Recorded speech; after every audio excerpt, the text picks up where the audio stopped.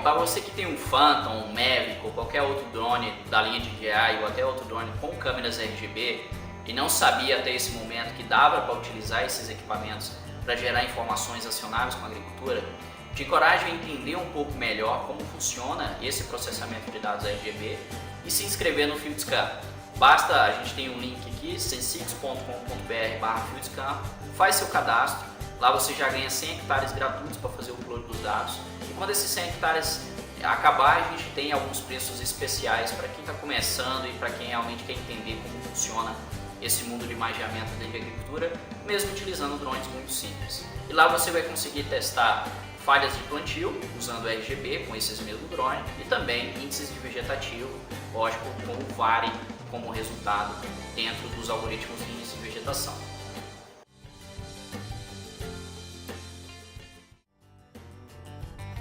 Fala pessoal, aqui é o Carlos Ribeiro, diretor executivo da Sensix. Eu estou aqui para mostrar uma novidade para vocês.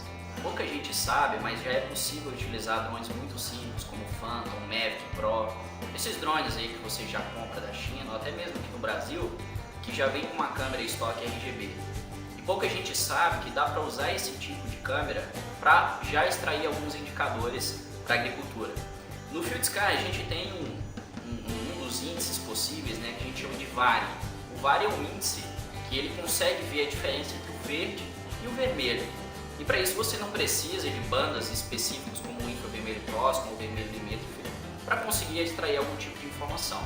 Então, para áreas onde você deseja entender alguns comportamentos de manchas mais com clorose mais avançada, algumas regiões como cascalho, falhas de plantio, né, e uma série de outras medidas que você consegue tomar de acordo com a diferença de área foliar verde, você já consegue fazer com esse tipo de drone. Então, para você que quer testar como funciona o VARI, qual que é a diferença entre o VARI, o NDRE, o NDVI, que são os três índices possíveis dentro dos índices de vegetação disponíveis dentro do FieldScan, basta fazer uma inscrição. Tá? Você entra lá em www.sensix.com.br/FieldScan, o link está aqui embaixo, e aí você vai conseguir fazer seu cadastro. Eu recomendo você utilizar alguns aplicativos específicos para automatização no planejamento de voo. A gente tem também um outro vídeo aqui no YouTube, um tutorial explicando como fazer esse planejamento de voo utilizando drones da linha DJI. Tá? Então, seja um Phantom, seja um Mavic ou outro dispositivo drone da linha DJI, você vai conseguir fazer a coleta desses dados dentro da sua lavoura. E também um outro link, um outro tutorial falando um pouco mais como inserir esses dados dentro do FieldScan, cadastrar suas fazendas, cadastrar os talhões e fazer o upload desses dados para gerar esse tipo de resultado. E agora eu vou explicar para vocês qual que é a diferença específica entre uma câmera multiespectral e uma câmera RGB para poder fazer índices de vegetação. Então vamos lá, o primeiro ponto, as bandas disponíveis na câmera multiespectral e as bandas disponíveis na câmera RGB. Então a gente consegue ver no RGB, como já o próprio nome diz, o Red, Green e Blue, vermelho, verde e azul. Então são algumas bandas do visível, né? Então você consegue ver as bandas do visível. Então basicamente você vai entender o que está mais verde, o que está mais amarelo, onde eu tenho mais densidade de folhas, onde eu tenho menos densidade de folha. E, logicamente isso vai consequentemente te dizer que existe alguma anomalia quando isso está associado a esse tipo de evento na lavoura. Com as câmeras multiespectrais, a gente tem, além da RGB, a gente também tem outros tipos de bandas, que são bandas específicas para analisar o comportamento da planta. Tá? Então a gente, além do RGB, tem o NIR, que é o infravermelho próximo, NIR infrared em inglês, e o Red Edge, que é o vermelho limítrofe, que é a banda que a gente fala, a banda da rampa do NIR, que a gente fala que não satura. Com o NIR e o vermelho visível, você consegue fazer um NDVI. Qual que é a diferença entre o NDVI e o VARI? O NDVI ele é um índice mais focado em estrutura de dossel da planta.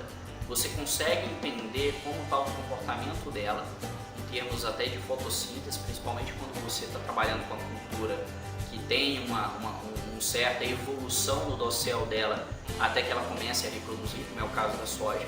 Tá? Então, no estágio vegetativo da soja, você consegue utilizar muito bem o NDVI para poder descrever essa diferença de crescimento vegetativo e, lógico, conseguir zonear algumas manchas. E uma outra banda, que é uma banda um pouco mais sensível, né, que é o vermelho limítrofe, ela é uma banda que a gente consegue calcular o índice NDRE, que é um índice que utiliza o NIR e o Red Edge. Com essas duas bandas, nós somos capazes de entender melhor as atividades fotossintéticas da planta.